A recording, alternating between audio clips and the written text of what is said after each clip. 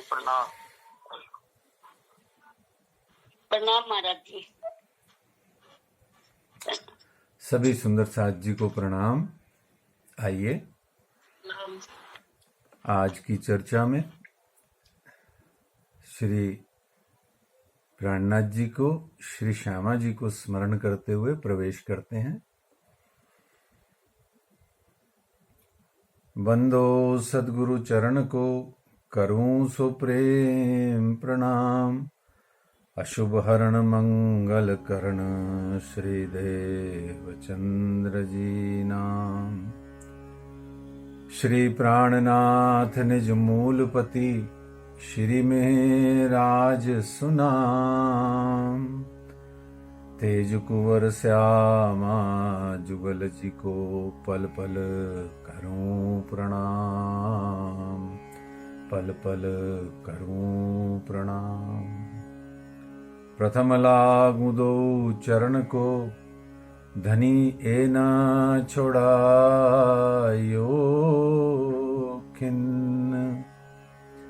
लाख तली लाल एड़ियां मेरे जीव के ही जीवन।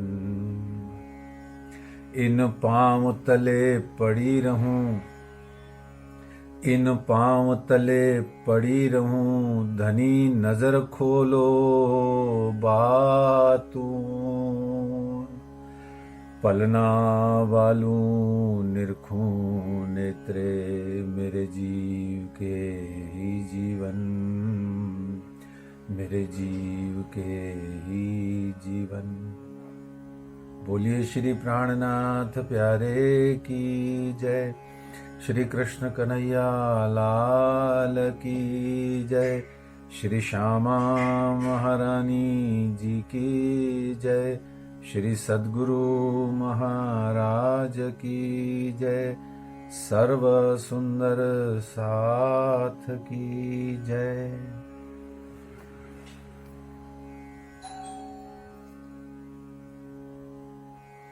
कीर्तन प्रकरण 90, प्रकरण नंबर 90।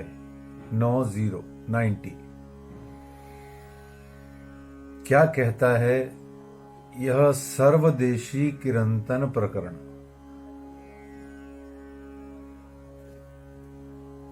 साथ जी शोभा देखिए, करे कुर्बानी आतम, करे कुर्बानी आतम। वार डारो नख सिख लो, ऊपर धाम धनी खसम, ऊपर धाम धनी खसम। साथ जी शोभा देखिए, करे कुर्बानी आतम, करे कुर्बानी आतम। कुर्बानी को नाम सुन, मोमिन उलसत अंग। कुर्बानी को नाम सुन, मोमिन उलसत अंग। पीछे होते जो मोमिन, दौड़ लिया तीन संग। साथ जी शोभा देखिए, करे कुर्बानी आतम, करे कुर्बानी आतम। कुर्बानी को नाम सुन, मोमिन उलसत अंग। पीछे होते जो मोमिन, दौड़ लिया तिन संग। साथ जी शोभा देखिए, करे कुर्बानी आतम, करे कुर्बानी आतम। मैं मेरे धनी की चरण की रेणु पर, कोट बेर वारों अपना, टूक टूक जुदा कर। साथ जी शोभा देखिए, करे कुर्बानी आतम, करे कुर्बानी आतम।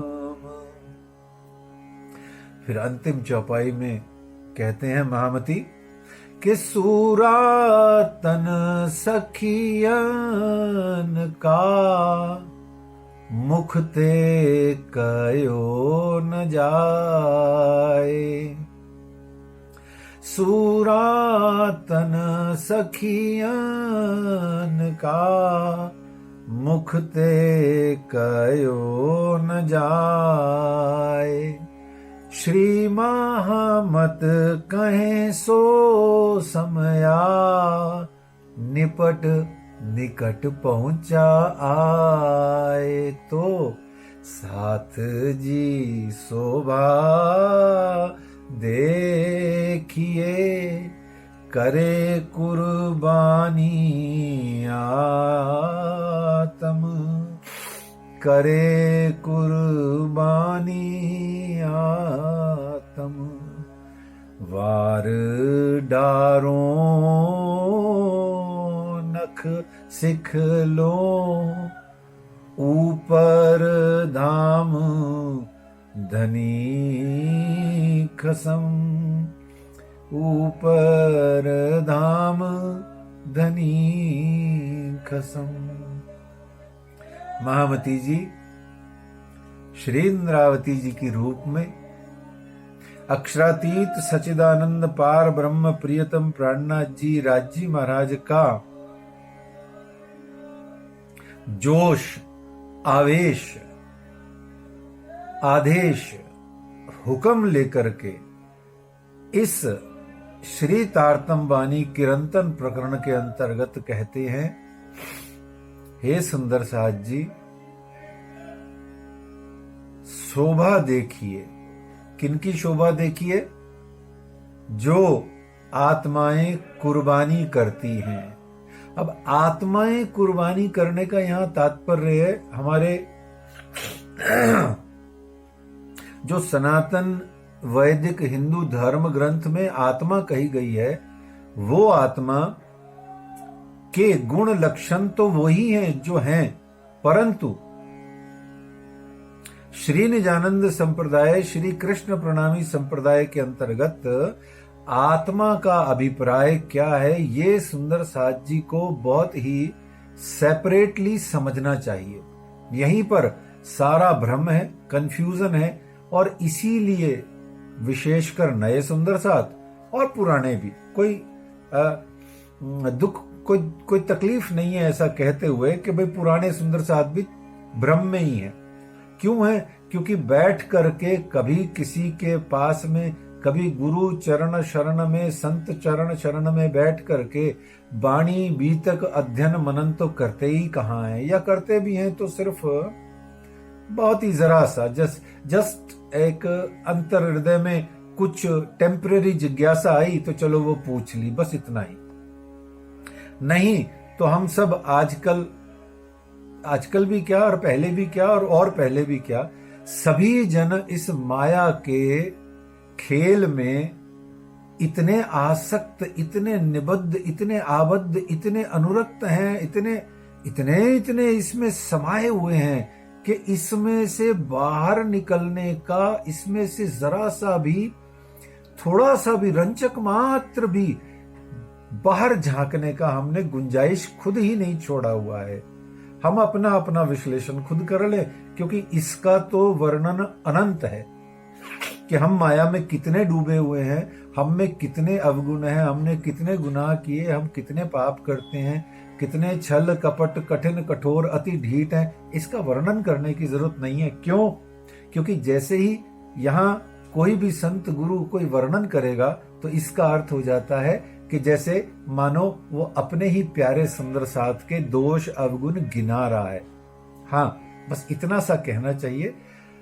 हमको स्वयं अपना विश्लेषण करते रहना चाहिए। तो जो गुनाह है अपने, जो अवगुण है अपने, जो पाप है अपने, जो भी है, जितना भी कुछ ये माया का कुप्रभाव है, ये हमको स्वयं को अपने ही भीतर में विश्लेषण करते रहना चाहिए। संत जन गुरुजन इशारा करें तो हम अपना ही बैठ करके विश्लेषण करते रहें, बस उसी से काम चल जाएगा। कोई हमारा विश्लेषण करे तो ये हमारे अहंकार पर ठेस लगती है, इसलिए ऐसा नहीं करना चाहिए। कहने का यहाँ भाव ये है, किसी दूसरे का विश्लेषण नहीं करना है, कभी नहीं करना है। देखिए, धर्म वही है, खास तौर पर प्रणामी संप्रदाय वही है जो कभी भी अवहेलना नहीं करता, जो कभी भी उपेक्षा नहीं करता, जो किसी को ठुकराता नहीं, जो किसी का भी व्यंग नहीं करता, टोंट नहीं मारता, किसी की बात को काटता नहीं, यानी कि किसी भी प्रकार से वो नेगेटिव होता ही नहीं है। यही श्री निजानंद संप्रदाय की मुख्य पहचान है। और इसी के अंदर में जो आत्मा कही गई है वो आत्मा को समझना जरूरी है। आत्मा क्या है सुंदर साथ जी, बहुत प्यार से समझिए, फिर उसके बाद में आगे इसकी चर्चा आगे चलते हैं। क्योंकि जो कुर्बानी करने वाली जो शख्सियत है, जो व्यक्तित्व है, वो कौन है? हम सोचेंगे कि हमको भगवान ने, ईश्वर ने, परमात्मा ने, ब्रह्म ने हमें बहुत पैसा दिया, ढेर हमें कई करोड़पति बनाया, तो हमने सोचा कि चलो इस संत को, इस गुरु को, इस आश्रम को, इस मंदिर को, या किसी समाज के इस वर्ग की हमने उस कई करोड़ में से कुछ लाख, कुछ हजार की यदि हमने धन के माध्यम से सेवा कर दी, तो हमें ऐसा लगता है कि वो मैंने करी। बहुत ध्यान से सुनिए, यहां सिर्फ समझाया जा रहा है आत्मा क्या है, ये समझाया जा रहा है। इसको समझने के बाद में हमें समझ आएगा कि कुर्बानी यानी समर्पण यानी सैक्रिफाइस होता क्या है और करता कौन है। बहुत ध्यान से सुनिए, और फिर करवाता कौन है, और फिर उसके आगे के जो बातें राज जी ने इस प्रकरण में कही। बहुत ही सूक्ष्मता से भाव लीजिए कि हम ये समझ लेते हैं कि ये हमने करी यानी कि इस देह ने करी, इस जीव ने करी, इस अहंकार ने करी, इस व्यक्ति ने करी, या जिसका जो भी XYZ नाम है उस नाम ने करी। इसीलिए तो नेम प्लेटों पे लिखा हुआ है नाम, क्योंकि हमारा भाव यही है कि मैंने करी, या उसने करी, या उस किसी फलाने सेठ ने करी। यहां यही हमारी अशुद्धता है।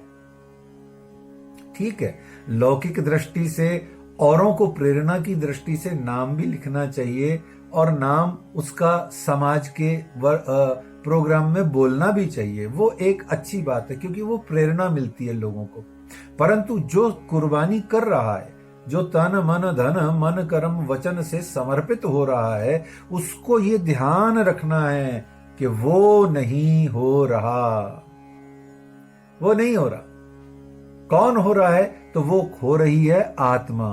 तो श्री निजानंद संप्रदाय और सनातन वैदिक हमारे हिंदू धर्म ग्रंथ के आत्मा के अंदर में फर्क क्या है?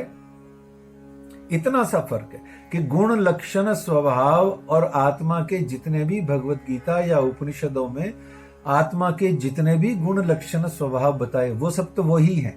सेम है, अनंत है, अनादि है ना। न चैनम कले दंत यापो न शोषति मार्तो, है ना।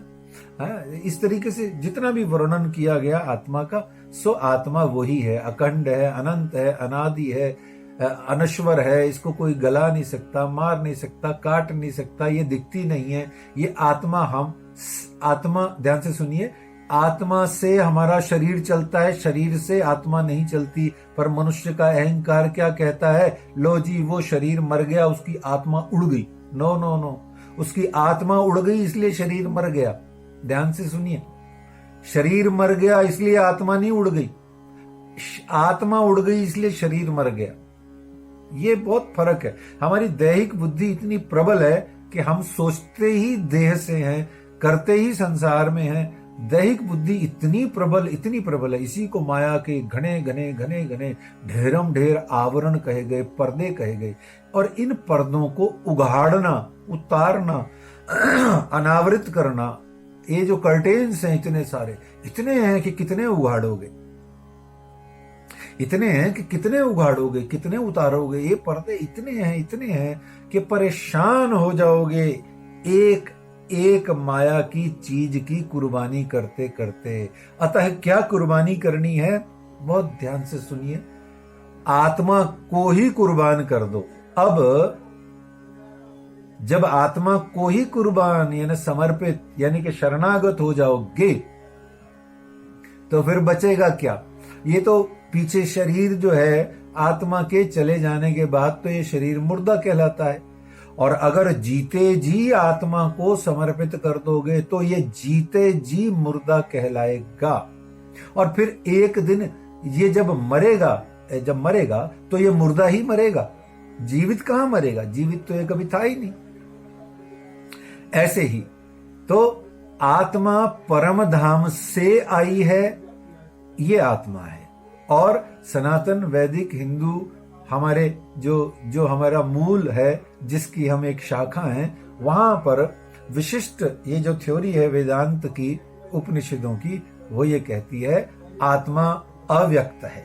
पर हमारे यहाँ उसको निराकार, निर्गुण, अव्यक्त न मान करके श्री निजानंद संप्रदाय, श्री कृष्ण प्रणामी संप्रदाय में स्वलीला अद्वैत, स्वलीला अद्वैत, दोबारा बोलता हूं, स्वलीला अद्वैत का जब संधि होता है, संधि इसका जब हम जोड़ते हैं तो ये स्वलीला द्वैत हो जाता है। तो उससे लगता है कि जैसे ये द्वैत शब्द है, ना, वो लीला का आ और अद्वैत का अय मिलकर के स्वलीला द्वैत कहलाता है। पर यह अलग अलग बोला जाए तो स्वलीला अद्वैत है।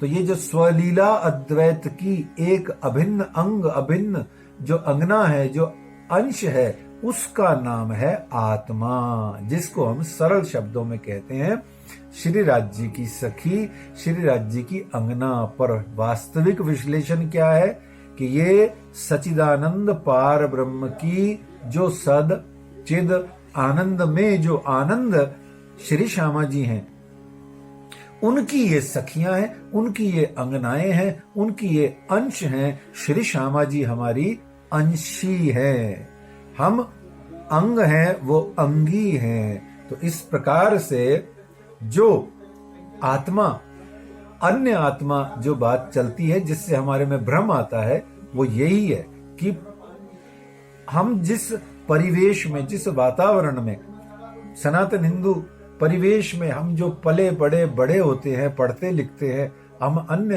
प्रकार की जो बातें सुनते हैं धर्म संबंधी, तो उसमें और श्री निजानंद संप्रदाय, श्री कृष्ण प्रणामी संप्रदाय के अंतर्गत की जो आत्मा है, उस दो प्रकार की आत्माओं में हम कंफ्यूज हो जाते हैं।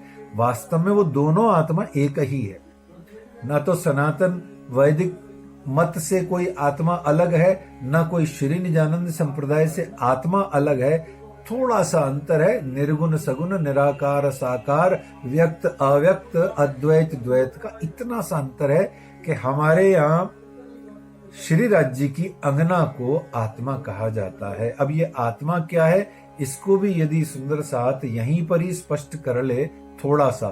तो फिर कभी जब सागर और श्रृंगार का कोई प्रकरण छिड़ेगा तो आपको ये समझ में आएगा कि आत्मा, अच्छा इसको आत्मा कहते हैं। ओहो, आज समझ में आया, अब समझ में आया आत्मा ये है। और ऐसी आत्मा का मेरे प्रियतम परमात्मा सच्चिदानंद श्री कृष्ण से, श्री राज से, श्री प्राणनाथ से मिलन होता है। अच्छा, तो मैं ये हूं, इसको थोड़ा सा समझ लीजिए। फिर विस्तार से, बहुत ज्यादा विस्तार से कभी सागर और श्रृंगार में, खिलवत में जब प्रवेश करेंगे तो हम उसको जरूर समझेंगे। क्या कहते हैं कि आत्मा, बड़े भाव से इसको रट लीजिएगा बस सब जने, अभी बहुत ज्यादा समझ में ना जाइए, बुद्धि की एक्सरसाइज मत कीजिए, इसको समझिए मत, इसको रट सा लीजिए एक तरीके से। क्या, देखिए पहली लाइन, परम धाम में जो परातम है, परम धाम में जो परातम है वही इस जगत के अंदर में आत्म है। परम धाम में जिसे पर आत्मा या परातम कहा जाता है, जो कि परातम अपने तन से मूल मिलावा के भीतर में दाड़िम की कलियों की तरह गुत्थम गुत्थ जुथ जुथ होकर, गुथ गुथ होकर के एक दूजी के ऊपर में चढ़ चढ़ करके जो वर्तमान में बैठी हुई हैं, वो परात्माओं के तन तो हैं वहां मूल मिलावा में बैठे हुए, परात्म है नींद में, और वो परात्म ही इस जगत में जब आती है, किस तरीके से आती है वो एक अलग विषय है, पर जो भी परात्म इस जगत में 12,000 आती है या आई हुई हैं, वो ही परात्माएं जो परम धाम में परात्म कहलाएंगी, इस जगत में उनको आत्म कहा जाएगा। सिंपल सी थ्योरी, दोबारा बोल के आगे बढ़ते हैं। जो परम धाम में सखियां, जिनको हम सिंपल वर्ड में कहते हैं, उन सखियों के जो तन है मूल मिलावा में बैठे हैं, उनको परातम कहते हैं। बस एक लाइन रटिए, परम धाम में परातम है, जागनी ब्रह्मांड में अथवा ब्रजरास जागनी तीनों ब्रह्मांड में वो आत्मा कहलाती है। परम धाम में परातम कहलाती है, ब्रजराज जागनी में उसे आत्मा कहते हैं। इसको रट लीजिए, आपको तारतंबाणी की कोई भी चौपाई कंफ्यूज नहीं होने देगी, आप कहीं भी कंफ्यूज नहीं होंगे। हमें मूल में समझ ही नहीं आती, छोटी छोटी बातें हमने कभी किसी के चरण शरण में बैठ के समझी ही नहीं, कभी प्रयास नहीं किया, अथवा यूं कह लो हमारे अभी तक श्यामा जी ने हमें आदेश ही नहीं दिया कि हमारे भाग्य में ये सब बातें छोटी छोटी समझ में आ जाएं। अब जब समय आता है तभी आती हैं समझ में, ठीक है ना। तो आगे बढ़ते हैं। तो कहते हैं कि साथ जी शोभा देखिए करे कुर्बानी आत्म, वार डारो नख सिख लो ऊपर धाम धनी खसम। कौन कुर्बानी कर रहा है? आत्मा कुर्बानी कर रही है। ध्यान सुनिए, आत्मा को कुर्बानी करने की जरूरत क्या है? विचार कीजिए, आत्मा को कुर्बानी करने की जरूरत क्या है? इसलिए जरूरत है आत्मा को कुर्बानी करने की, परम धाम में तो कोई कुर्बानी करती ही नहीं आत्मा, तो फिर यहां क्यों कर रही है? यहां जरूरत क्यों है? तो अच्छा, रास में कुर्बानी करी, ब्रज में कुर्बानी करी, अब जागनी के ब्रह्मांड में कुर्बानी करने से डरती है। इसलिए ब्रज और रास का उदाहरण देकर के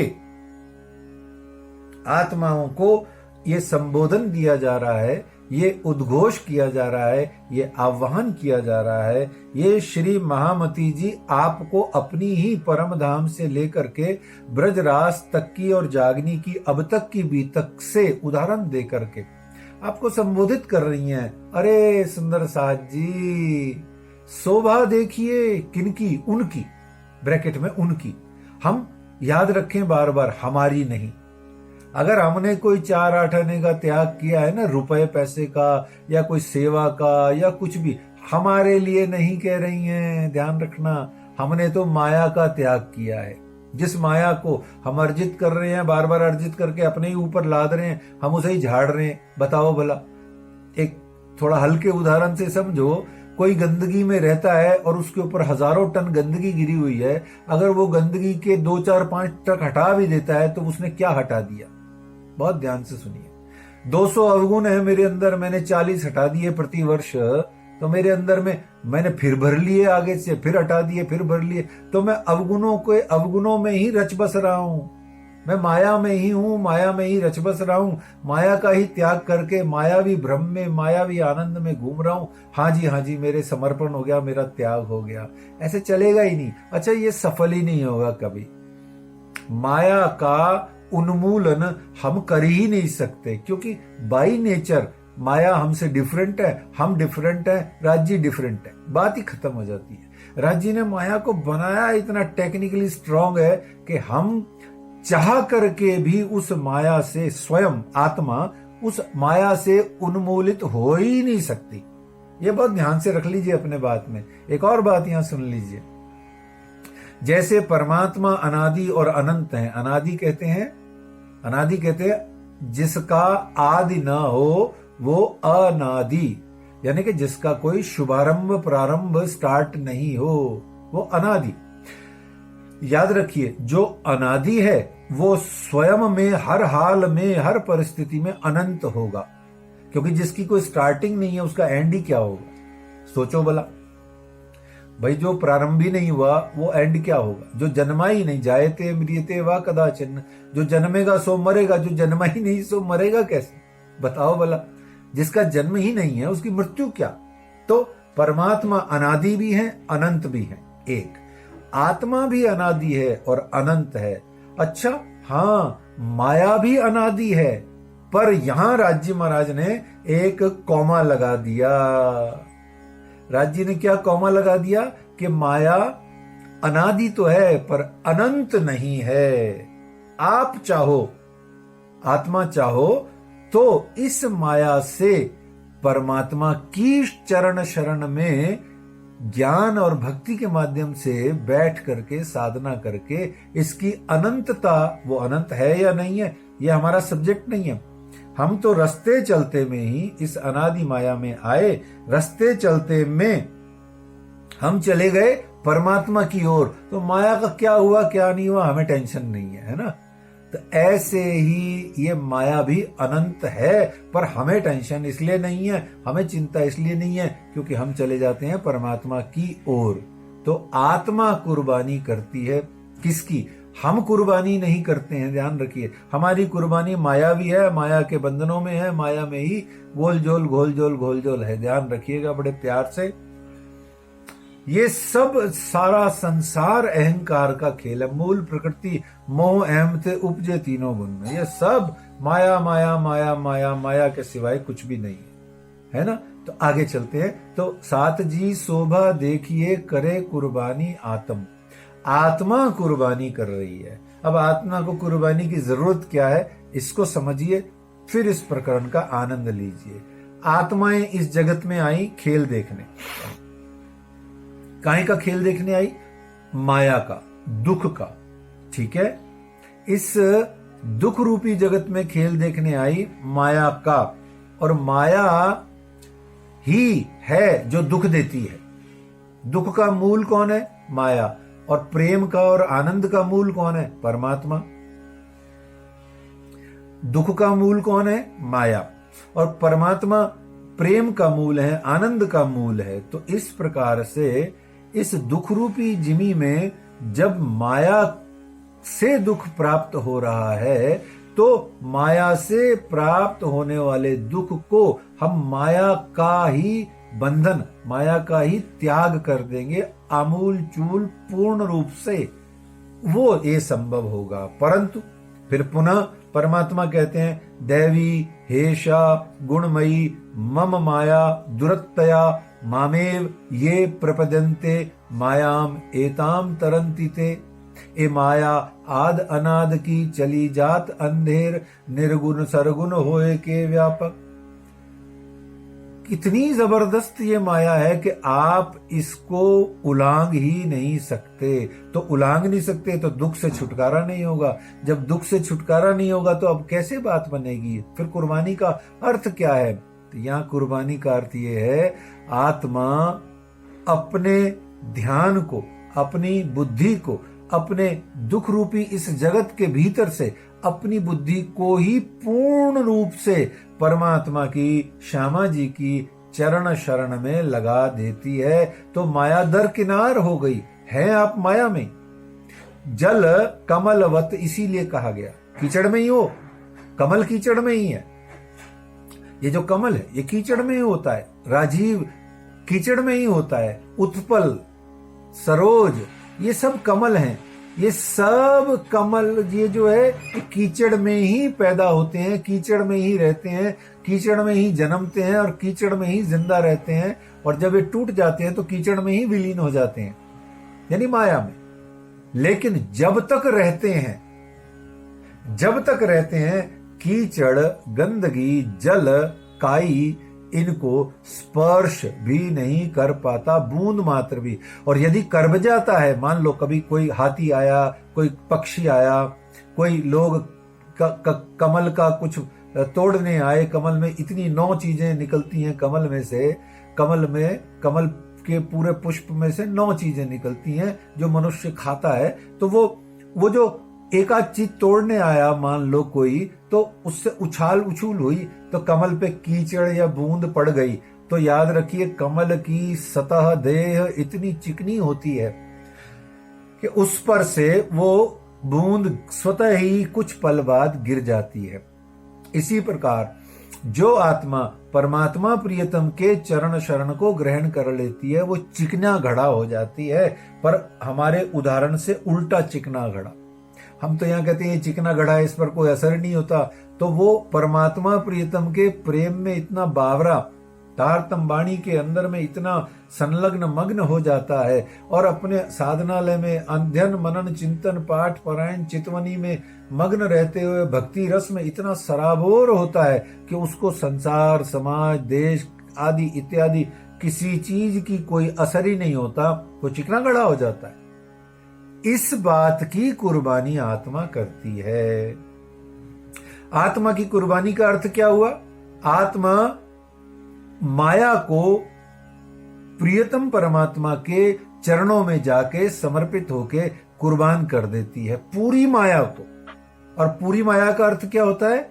आत्मा, ध्यान से सुनिए, एक एक वस्तु पदार्थ, मोह माया ममता मद मत्सर, 5 इंद्रियां, 5 ज्ञानेंद्रियां, मन आदि को एक एक करके जो करने लगेगा, जो जाएगा, तो वो इतना बूढ़ा हो जाएगा कि उसको 35-40 जन्म लेने पड़ेंगे, तब भी इस माया के संसार का वो पूरा समर्पण एक एक करके नहीं कर पाएगा, पल पल नहीं कर पाएगा। वो तब कर पाएगा जब वो अपना पूरा का पूरा ध्यान, पूरी बुद्धि, पूरा हृदय परमात्मा प्रियतम के चरणों में समर्पित कर देगा।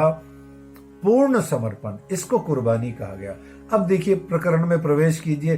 साथ जी शोभा देखिए, करे कुर्बानी आतम, करे कुर्बानी आतम, वार डारो नख सिख लो, ऊपर धाम धनी खसम, ऊपर धाम धनी खसम। ये 2 बात यहाँ इंद्रावती महामती जी कह रही हैं। एक, जिन्होंने करी उनको देखो, जो पीछे परमहंस ऋषि मुनि ज्ञानी सुंदर साथ ब्रज के अंदर की चाल देखो, एने पगले आपन चालिए, पगला एने परमाण सुंदर साथ जी। जो ब्रज से आप रास में जब अक्षरातीत प्रियतम सच्चिदानंद परमात्मा श्री कृष्ण की जब विश्व मोहिनी बांसुरी बजी, तो उसमें आपको जब अपना नाम सुनाई दिया तो आप कैसे करके भागे हैं, किस प्रकार से कण मात्र का भी समय गवाए बिना, अपनी देह का भरोसा किए बिना, घर संसार बच्चे परिवार दायित्व ये वो सबको छोड़ करके ब्रज की सखियां कैसे करके रास के ब्रह्मांड में प्रवेश तत्काल कर गई गौ पद बच की भांति। उसको याद करके, वो चीज का स्मरण करके, और जागनी के ब्रह्मांड में जो सुंदर साथ आज तक, कब तक, जब शिरजी साहिब जी का समय चल रहा था, जब जागनी के ब्रह्मांड में श्री निजानंद स्वामी देवचंद्र जी महाराज जी के समय को याद करो, श्री जी साहब जी की पूरी बीतक को याद करो, बंगला जी दरबार तक की बीतक को याद करो। श्री बाईजूराज महारानी जी जब देह त्याग करके चिरकाल नूरी तन से, जब किलकिला नदी में आप चिरकाल के लिए नूरी तन से शाश्वत विराजमान हुई, तब तक की कुर्बानियों को सुंदर साथ की याद करो। उसको याद करके हे सुंदर साथ जी, आप भी अपना नख शिख लो। नख शिख का मतलब अपने नाखून से लेकर के अपने सिर तक, और इसका अर्थ सिर्फ शरीर नहीं है, इसका अर्थ यह है हमारा ये स्थूल शरीर, हमारा ये सूक्ष्म शरीर, हमारे सभी प्रकार के पंचकोश जितने भी हैं, अन्नमय ज्ञानमय, जितने भी हमारे अंदर में जो कुछ भी है, इस जीव सहित अपने आप को आप श्री राज महाराज के चरणार बिंद में समर्पित कर दो। तो इस प्रकार से कह रही हैं इंद्रावती जी, वार डारो नख सिक लो, ऊपर दाम धनी खसम। अपने प्रियतम परमात्मा श्री राज जी के ऊपर में, अपने प्रियतम परमात्मा श्री राज जी के चरणार बिंद में सब कुछ समर्पित कर दीजिए, समर्पित हो जाइए। जब आप अपने धनी नाम के ऊपर में समर्पित हो जाते हैं, तब जाकर के आपको रंचक मात्र भी श्री राज जी महाराज के प्रेम रस, आनंद रस का आपको स्वाद आता है। ध्यान रखिए, तब तक आपको कोई भी सिद्ध महात्मा, इस संसार का कितना ही बड़ा ज्ञानी ध्यानी, कोई भी संत आपको आशीर्वाद दे दे, आपका कोई कल्याण नहीं होने वाला।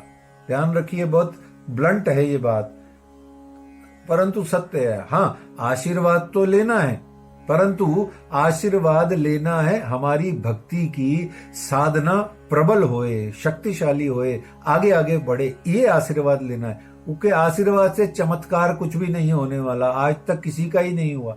हाँ, हो सकता है श्री हनुमान जी की अथवा श्री अम्बे माता या किसी देवी माँ की या कोई और स्थानीय देवी देवताओं की शक्तियों से चमत्कार हो के आपको संसार का कुछ मिल जाए, पर यदि परमात्मा सच्चिदानंद परमात्मा के स्वरूप, शोभा, श्रृंगार, उनके प्रेम और उनके आनंद का रंचक मात्र भी, कण मात्र भी आनंद यदि प्राप्त करना है, तो इसके अलावा कोई विकल्प नहीं है। क्या कि गुरु जी संत से आशीर्वाद लीजिए, उनसे शुभ कामना लीजिए, उनसे सिर पे हाथ रखवाइए। क्या कि मैं भक्ति मार्ग में और आपकी सहायता से, आपके ज्ञान के माध्यम से, आपके अनुभव के माध्यम से मैं आगे बढ़ सकूं।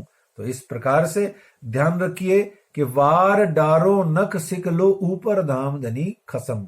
आपको आत्मा को कुर्बानी करनी है, समर्पण करना है। तो यहां तीन बातें समझ में आई। आत्मा क्या है, कुर्बानी क्या है, और नख शिख लो का मतलब क्या है। नख शिख लो का अर्थ संपूर्ण, कुछ भी पीछे छोड़ना नहीं है। मीराबाई ने, हम अमीर है, चलो मान लो हम जो चर्चा सुन रहे हैं या जो और कहीं सुनेंगे या कहीं भी सुन रहे होते हैं, वो सब अमीर लोग हैं, पैसे वाले धनाढ्य लोग हैं, मान लो बहुत बड़े हैं, या सत्ता में बड़े हैं, या यश कीर्ति में बड़े हैं, वो बहुत ही बड़े हैं, मान लो बड़े बड़े बड़े बड़े बड़े हैं, पता नहीं अब इससे ज्यादा बड़ा मेरे से बोला नहीं जा रहा, वो बड़े हैं। तो वो बड़े हैं तो फिर क्या करें, बड़े हैं तो फिर क्या करें, बड़े हैं तो विचार करो। अगर मान लो हम बड़े हैं, हमने क्या कुर्बान कर दिया, कुर्बान क्या कर दिया जिससे हमको परमात्मा प्रियतम मिल जाए। तो जब तक संपूर्ण रूप से इस माया से अपने अंतर चित्त को विलग अलग पृथक नहीं कर लेते, तब तक कुछ भी नहीं होने वाला। देखिए, बहुत प्यार से सुनिए। जैसे ही समर्पण की, कुर्बानी की बात आए, अपने आहार पर नियंत्रण कीजिए, अपने आहार को संयमित कीजिए, नियंत्रित कीजिए। पहली कुर्बानी स्वयं की है, स्वयं के आहार की है, स्वयं के खान पान रहन सहन की है, स्वयं के जो हम दिन भर की रहनी करते हैं उसकी पहली कुर्बानी है। राज्य महाराज का दर्शन पाना है, श्री परमात्मा प्रियतम का दर्शन पाना है, तो कुर्बानी का अर्थ है समर्पण, समर्पण, अर्पण। और जब तक अर्पित समर्पित नहीं होते कुछ भी हाथ नहीं आता। अच्छा, फिर दूसरी बात, आत्मा समर्पित होती है, शरीर नहीं होता, जीव नहीं होता, होता है, परंतु यहां बात आत्मा की हो रही है।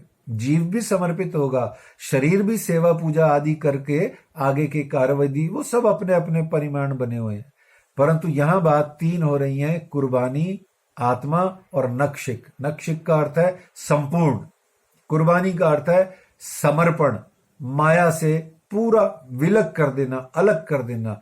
मीराबाई कितनी बड़ी धनाढ्य थी, हमसे ज्यादा, कई गुना ज्यादा, अनंत गुना ज्यादा थी, राजा थी।